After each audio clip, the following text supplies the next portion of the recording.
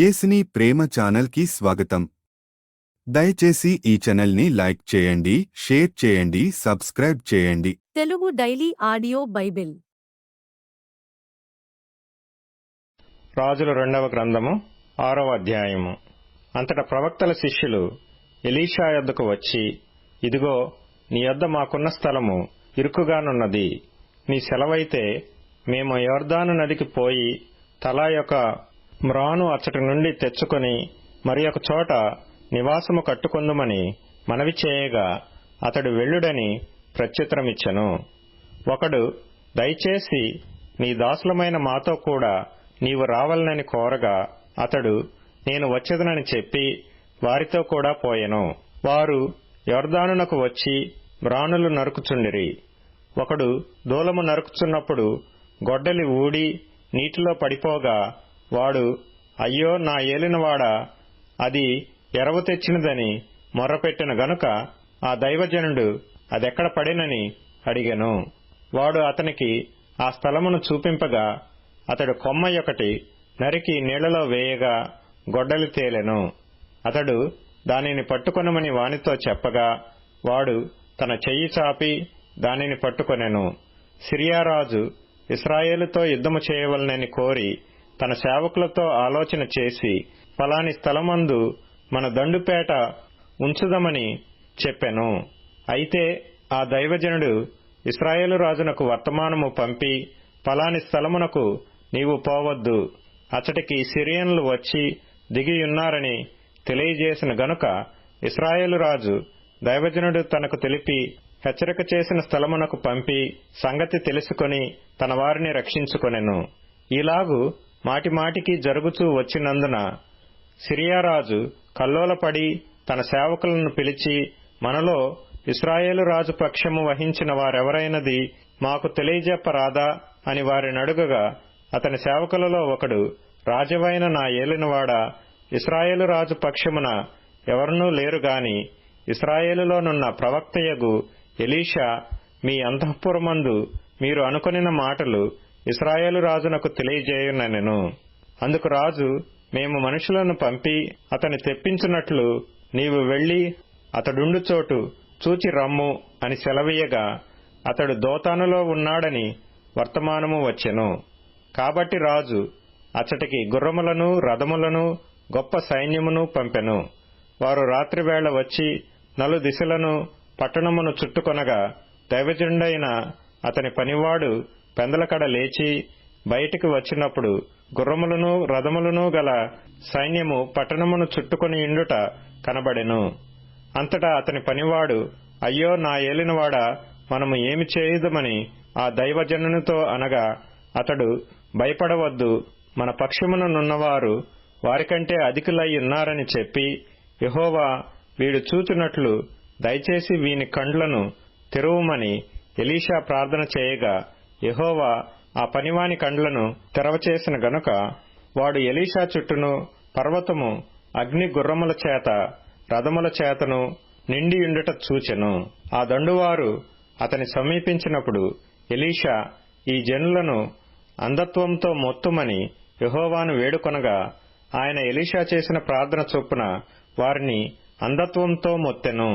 అప్పుడు ఎలీషా, ఇది మార్గము కాదు, ఇది పట్టణము కాదు, మీరు నా వెంట వచ్చిన ఎడల మీరు వెదుకువాని యొద్దకు మిమ్మను తీసుకుని పోదునని వారితో చెప్పి షోమ్రోను పట్టణమునకు వారిని నడిపించెను.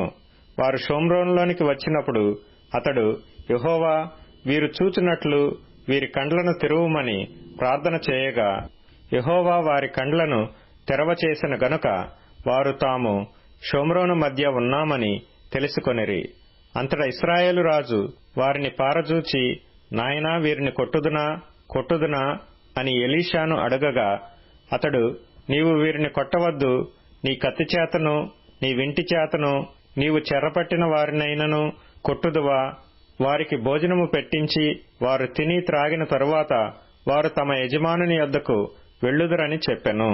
అతడు వారి కొరకు విస్తారమైన భోజన పదార్థములను సిద్ధపరచగా వారు అన్నపానములు పుచ్చుకొని రాజు సెలవు పొంది తమ యజమానుని యొద్దకు పోయిరి. అప్పటి నుండి సిరియనుల దండువారు ఇశ్రాయేలు దేశములోనికి వచ్చుట మానిపోయెను. అటు తరువాత సిరియా రాజైన బెన్హదదు తన సైన్యమంతటినీ సమకూర్చుకొని వచ్చి షోమ్రోనునకు ముట్టడి వేసెను. అప్పుడు షోమ్రోనులో గొప్ప క్షామము కలిగియుండగా గాడిద యొక్క తల 80 రూపాయలకును, అరపావు పావురపు రెట్ట 5 రూపాయలకును అమ్మబడిను. వారు అంత కఠినముగా ముట్టడి వేసియుండిరి. అంతటా ఇశ్రాయేలు రాజు పట్టణపు ప్రాకారము మీద సంచారం చేయగా ఒక స్త్రీ రాజును చూచి, రాజువైన నా ఏలినవాడా, సహాయము చేయమని కేకలు వేయుట విని, యెహోవా నీకు సహాయము చేయనిది నేనెక్కడ నుండి నీకు సహాయము చేయుదును? కళ్ళములో నుండి అయినను ద్రాక్షగానుగలో నుండి అయినను దేనినైనను ఇచ్చి సహాయము చేయ వల్లపడదని చెప్పి, నీ విచారమునకు కారణమేమని అడుగగా, అది, ఈ స్త్రీ నన్ను చూచి, నేటి ఆహారమునకు నీ బిడ్డను ఇమ్ము, రేపు మనము నా బిడ్డను భక్షించుదము అని చెప్పినప్పుడు, మేము నా బిడ్డను వంట చేసుకొని తింటిమి. అయితే మరునాటి యందు నేను దాని చూచి, నేటి ఆహారమునకు నీ బిడ్డను ఇమ్మని అడిగితిని గాని అది తన బిడ్డను దాచిపెట్టినని చెప్పెను. రాజు ఆ స్త్రీ మాటలు విని తన వస్త్రములను చింపుకొని ఇంకా ప్రాకారము మీద నడిచిపోవుచుండగా జనులు అతనిని తేరి చూచినప్పుడు లోపల అతని ఒంటి మీద గోనెపట్ట కనబడెను. తరువాత రాజు, షాపాతు కుమారుడైన ఎలీషా యొక్క తల ఈ దినమున అతని పైన నిలిచియున్న ఎడల దేవుడు నాకు గొప్ప అపాయము కలుగజేయునుగాక అనెను. అయితే ఎలీషా తన ఇంట కూర్చుండి ఉండగా పెద్దలను అతనితో కూడా కూర్చుండి ఉన్నప్పుడు రాజు ఒక మనిషిని పంపెను. ఆ పంపబడినవాడు ఎలీషా దగ్గరకు రాక మునుపే అతడు ఆ పెద్దలను చూచి, ఈ నరహంతకుని కుమారుడు నా తలను కొట్టివేయుటకు ఒకని పంపియున్నాడని మీకు తెలిసినదా? మీరు కనిపెట్టియుండి ఆ దూత రాగా వాడు లోపలికి రాకుండా తలుపుతో వానిని వెలుపలికి తోసి తలుపు మూసివేయడి. వాని యజమానుని కాళ్ల చప్పుడు వాని వెనుక వినబడును గదా అని వారితో చెప్పుచుండగా ఆ దూత అతని యొద్దకు వచ్చెను. అంతట రాజు, ఈ కీడు యెహోవా వలననైనది, నేను ఇక ఎందుకు యెహోవా కొరకు కనిపెట్టి ఉండవలెననెను. రాజుల 2వ గ్రంథము 7వ అధ్యాయము. అప్పుడు ఎలీషా రాజుతో ఇట్లనెను, యెహోవా మాట ఆలకించుము. యెహోవా సెలవిచ్చినదేమనగా, రేపు ఈ వేళకు షోమ్రోను ద్వారమందు రూపాయి ఒకటింటికి ఒక మానిక సన్నని పిండియు, రూపాయి ఒకటింటికి 2 మానికల యవలును అమ్మబడును. అందుకు ఎవరి చేతి మీద రాజు ఆనుకొని ఉండెనో ఆ అధిపతి, యెహోవా ఆకాశమందు కిటికీలు తెరచినను అలాగు జరుగునా అని ఆ దైవజనునికి ప్రత్యుత్తరమీయగా, అతడు, నీవు కనులారా దానిని చూచెదవు గాని దానిని తినకుందువని అతనితో చెప్పెను. అప్పుడు పట్టణపు గుమ్మమునొద్ద 4 కుష్ఠరోగులుండగా వారు ఒకరినొకరు చూచి, మనము చచ్చిపోవు వరకు ఇచ్చట ఎందుకు కూర్చుండవలెను? పట్టణములోనికి పోవుదమనుకొంటిమా? పట్టణమందు క్షేమమున్నందున అచ్చట చచ్చిపోదుము. ఇచ్చట ఊరక కూర్చున్నను ఇచ్చటనూ చచ్చిపోదుము. పదండి, సిరియన్ల దండుపేటలోనికి పోవుదము రండి. వారు మనలను బ్రతుకునిచ్చిన బ్రతుకుదము, మనలను చంపిన చత్తుము అని చెప్పుకొని సంధి చీకటి యందు సిరియన్ల దండుపేటలోనికి పోవలెనని లేచి సిరియన్ల దండు వెలుపలి భాగమునొద్దకు రాగా అచ్చట ఎవరినూ కనబడకపోయిరి. యెహోవా రథముల ధ్వనియు, గుర్రముల ధ్వనియు, గొప్ప సమూహపు ధ్వనియు సిరియనుల దండునకు వినబడినట్లు చేయగా, వారు మన మీదికి వచ్చుటకై ఇశ్రాయేలు రాజు హిత్తీయుల రాజులకును ఐగుప్తీయుల రాజులకును బత్తెమిచ్చియున్నాడని సిరియనులు ఒకరితోనొకరు చెప్పుకొని లేచి తమ గుడారములలోనైనను గుర్రములలోనైనను గాడిదలలోనైనను దండుపేటలోనున్న వాటిల్లోనైనను ఏమీయూ తీసుకొనకయే తమ ప్రాణములు రక్షించుకొనుట చాలుననుకొని సంధ్యచీకటిని ఉన్నది ఉన్నట్లుగా పేట విడిచి పారిపోయియుండిరి. కాబట్టి ఆ కుష్ఠరోగులు దండుపేట వెలుపలి భాగమునొద్దకు వచ్చి ఒక గుడారము చొచ్చి భోజనపానములు చేసి అచ్చట నుండి వెండి బంగారములను బట్టలను ఎత్తుకొని పోయి దాచిపెట్టి తిరిగి వచ్చి మరి ఒక గుడారము చొచ్చి అచ్చటి నుండి సొమ్ము ఎత్తుకొని పోయి దాచిపెట్టిరి. వారు, మనము చేయునది మంచి పని కాదు, నేటి దినము శుభవర్తమానము గల దినము, మనము ఊరుకొన నేల, తెల్లవారు వరకు మనము ఇచ్చట నుండిన ఎడల ఏదైననొక అపాయము మనకు సంభవించును. గనుక మనము వెళ్లి రాజు ఇంటివారితో సంగతి తెలియజెప్పుదుము రండని ఒకరితోనొకరు చెప్పుకొని వచ్చి పట్టణపు ద్వారపాలకుని పిలిచి, మేము సిరియనుల దండుపేటకు పోతిమి, అచట ఏ మనిషియూ కనబడలేదు, మనిషి చప్పుడైననూ లేదు, కట్టబడిన గుర్రములను కట్టబడిన గాడిదలను ఉన్నవి గాని గుడారముల దగ్గర ఎవరునూ లేరని వారితో అనగా, వాడు ద్వారపాలకుని పిలిచెను. వారు లోపలనున్న రాజు ఇంటివారితో ఆ సమాచారము తెలియజెప్పగా, రాజు రాత్రియందు లేచి తన సేవకులను పిలిచి, సిరియనులు మనకు చేసిన దానిని నేను మీకు చూపింతును, మనము ఆకలితోనున్న సంగతి వారికి తెలిసియున్నది. గనుక వారు పట్టణములో నుండి బయటికి వచ్చిన ఎడల మనము వారిని సజీవులనుగా పట్టుకొని పట్టణమందు ప్రవేశింపగలమని యోచన చేసి పేట విడిచి పొలములోనికి పోయి పొంచియున్నారని వారితో అనెను. అప్పుడు అతని సేవకులలో ఒకడు ఇలాగ మనవి చేసెను, ఇంతకు ముందు ఇశ్రాయేలు వారలలో బహుమంది మనుష్యులు లయమైపోయిరు గదా, ఇక 5 లయమైపోవుట అబ్బురమా? నీకు అనుకూలమైన ఎడల పట్టణమందు మిగిలియున్న రౌతులలో 5 తీసుకొని పోనిమ్ము, మనము వారిని పంపి చూచెదమని చెప్పెను. వారు జోడు రథములను వాటి గుర్రములను తీసుకొనగా సిరియనుల సైన్యము వెనుకపోయి చూచి రండని రాజు వారికి సెలవిచ్చి పంపెను. కాబట్టి వారు వారి వెనుక యొర్దాను నది వరకు పోయి, సిరియనులు తొందరగా పోవచ్చు, పోయినంత లెక్క పారవేసిన వస్త్రములను సామానులను చూచి ఆ దూతలు తిరిగి వచ్చి రాజుతో సంగతి చెప్పగా, జనులు బయలుదేరి సిరియనుల దండుపేటను దోచుకొనిరి. కాబట్టి యెహోవా మాట చొప్పున రూపాయి 1 1 మానిక సన్నని పిండియు 2 మానికల యవలును అమ్మబడెను. ఎవని చేతి మీద రాజు ఆనుకొని ఉండెనో ఆ అధిపతి ఆ ద్వారమున నిలువబడుటకు నిర్ణయింపబడగా, రాజు దైవజనుని యొద్దకు వచ్చినప్పుడు ఆ దైవజనుడు అతనితో చెప్పిన ప్రకారము ద్వారమందు జనుల త్రొక్కుడు చేత అతడు మరణమాయెను. మరియు రూపాయి 1 2 మానికల యవలును, రూపాయి 1 1 మానిక సన్నని పిండియు రేపు ఈ వేళప్పుడు షోమ్రోనులో అమ్మబడునని దైవజనుడు రాజుతో చెప్పిన మాట నెరవేరెను. ఆ అధిపతి, యెహోవా ఆకాశమందు కిటికీలు తెరచినను అది జరుగునా అని ఆ దైవజనునితో చెప్పగా, అతడు, నీవు కనులారా చూచెదవు గాని దానిని తినకపోదువని ఆ అధిపతితో చెప్పెను. జనులు ద్వారమందు అతని త్రొక్కగా అతడు మరణమాయెను. గనుక ఆ మాట ప్రకారము అతనికి సంభవించెను. రాజుల 2వ గ్రంథము 8వ అధ్యాయము.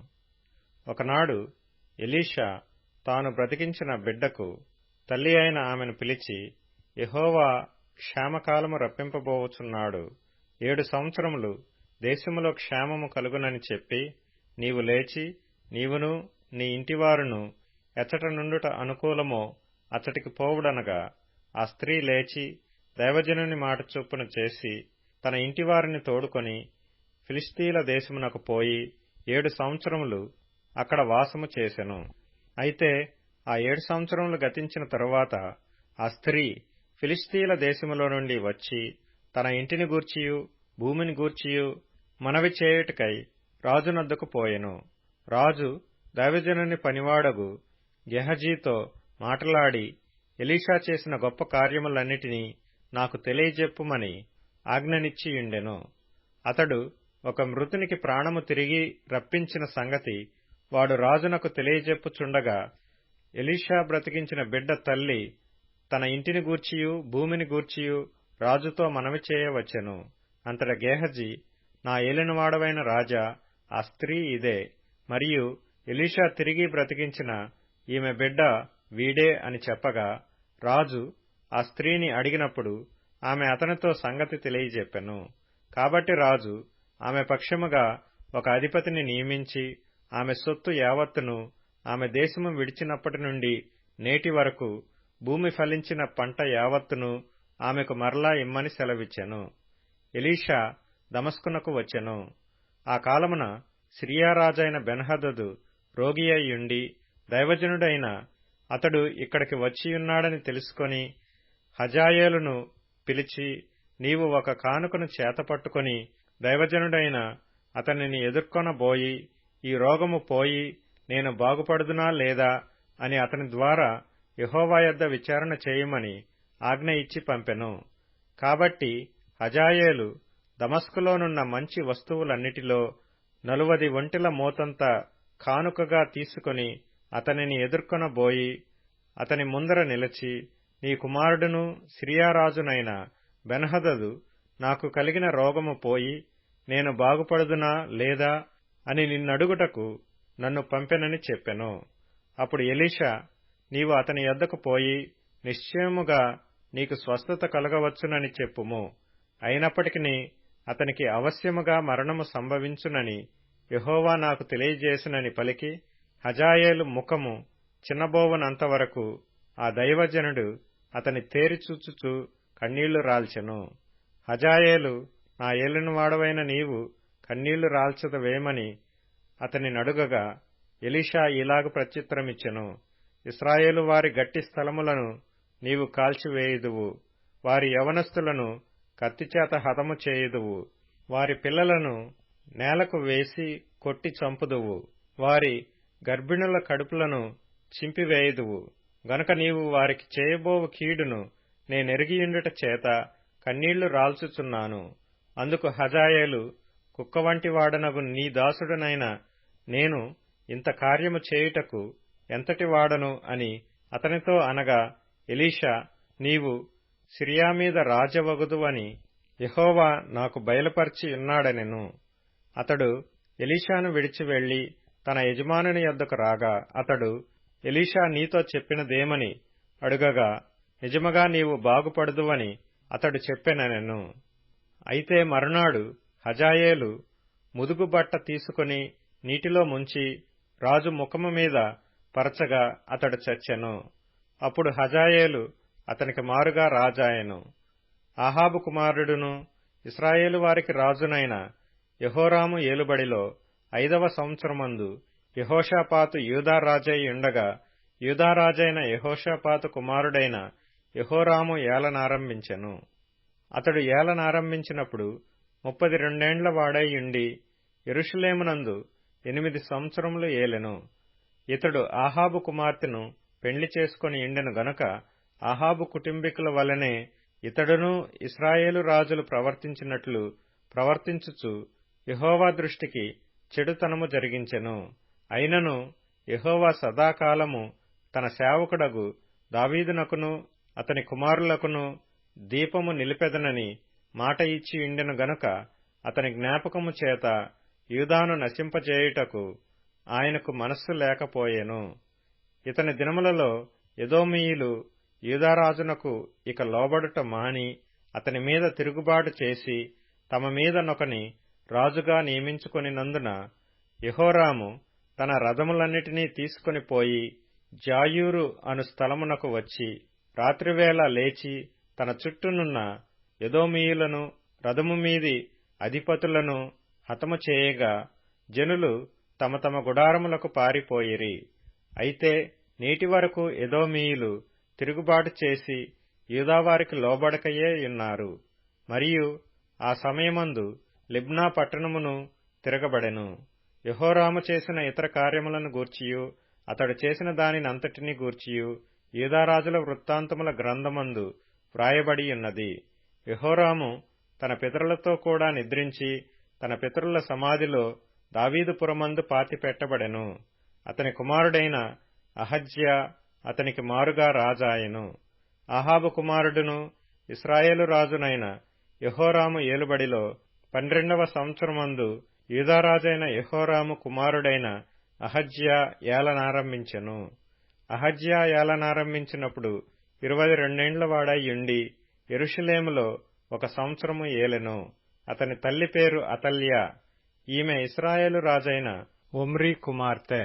అతడు ఆహాబు కుటుంబీకుల ప్రవర్తనను అనుసరించుచు వారి వలెనే యెహోవా దృష్టికి చెడుతనము జరిగించెను. అతడు ఆహాబు ఇంటివారికి అల్లుడు. అతడు ఆహాబు కుమారుడైన యెహోరాముతో కూడా రామోత్గిలాతునందు సిరియా రాజైన హజాయేలుతో యుద్ధము చేయ బయలుదేరగా సిరియనులు యెహోరామును గాయపరిచిరి.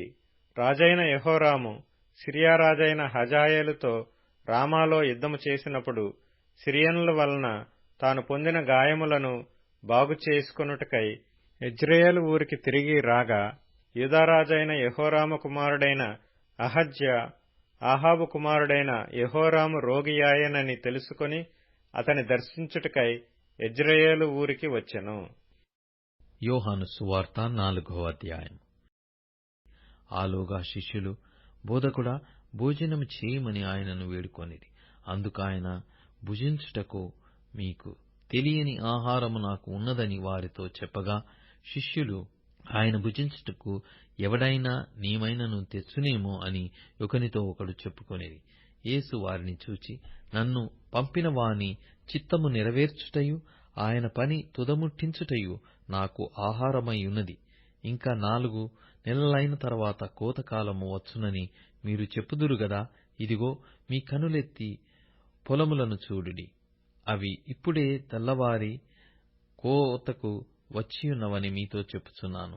విత్తువాడు కోయువాడును కూడా సంతోషించున్నట్లు కోయువాడు జీతము పుచ్చుకొని నిత్యజీవార్థమైన ఫలము సమకూర్చుకొనుచున్నాడు. విత్తువాడొకడు, కోయువాడొకడును మాట ఈ విషయములో సత్యమే. మీరు దేనిని గూర్చి కష్టపడలేదో దానిని కోయుటకు మిమ్మును పంపితిని. ఇతరులు కష్టపడిరి, మీరు వారి కష్టములలో ప్రవేశించుచున్నారని చెప్పెను. నేను చేసియున్నవనియు నాతో చెప్పెనని సాక్ష్యమిచ్చిన స్త్రీ యొక్క మాటను బట్టి ఆ ఊరిలోని సమరయులలో అనేకులు ఆయన యందు విశ్వాసముంచిరి. ఆ సమరయులు ఆయన యొద్దకు వచ్చి తమ యొద్ద ఉండమని ఆయనను వేడుకొనిరి గనక ఆయన అక్కడ 2 దినములుండెను.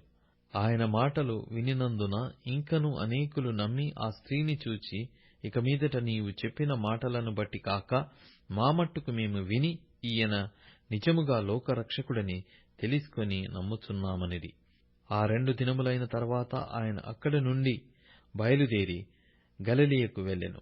ఎందుకనగా ప్రవక్త స్వదేశములో ఘనత పొందడని యేసు సాక్ష్యమిచ్చెను. గలిలయులకు కూడా ఆ పండుగకు వెళ్ళువారు గనక యెరూషలేములో పండుగ సమయమున ఆయన చేసిన కార్యములన్నీయు వారు చూచినందున ఆయన గలిలయకు వచ్చినప్పుడు వారు ఆయనను చేర్చుకొనిరి. తాను నీళ్లు ద్రాక్షారసముగా చేసిన గలిలయలోని కానాకు ఆయన తిరిగి వచ్చెను. అప్పుడు కపెర్నహూములో ఒక ప్రధాని కుమారుడు రోగియైయుండెను. యేసు యూదయ నుండి గలిలయకు వచ్చెనని అతడు విని ఆయన యొద్దకు వెళ్లి తన కుమారుడు చావసిద్ధమై ఉండెను గనక ఆయన వచ్చి అతని స్వస్థపరచవలెనని వేడుకొనెను. యేసు సూచక క్రియలను మహత్కార్యములను చూడకుంటే మీరెంతమాత్రము నమ్మరని అతనితో చెప్పెను. అందుకా ప్రధాని, ప్రభువా, నా కుమారుడు చావకమునుపే రమ్మని ఆయనను వేడుకొనెను. యేసు, నీవు వెళ్ళుము, నీ కుమారుడు బ్రతికియున్నాడని అతనితో చెప్పగా ఆ మనుష్యుడు యేసు తనతో చెప్పిన మాట నమ్మి వెళ్ళిపోయెను. అతడింక వెలుచుండగా అతని దాసులు అతనికి ఎదురుగా వచ్చి అతని కుమారుడు బ్రతికియున్నాడని తెలియజెప్పిరి. ఏ గంటకు వాడు బాగుపడసాగెనని వారిని అడిగినప్పుడు వారు, నిన్న 1 గంటకు జ్వరము వానిని విడిచెనని అతనితో చెప్పిరి. నీ కుమారుడు బ్రతికియున్నాడని యేసు తనతో చెప్పిన గంట అదే అని తండ్రి తెలుసుకొనెను గనక అతడును అతని ఇంటి వారందరును నమ్మిరి. ఇది యేసు యూదయ నుండి గలిలయకు వచ్చి చేసిన 2వ సూచక క్రియ. దయచేసి ఈ ఛానల్ని లైక్ చేయండి, షేర్ చేయండి, సబ్స్క్రైబ్ చేయండి.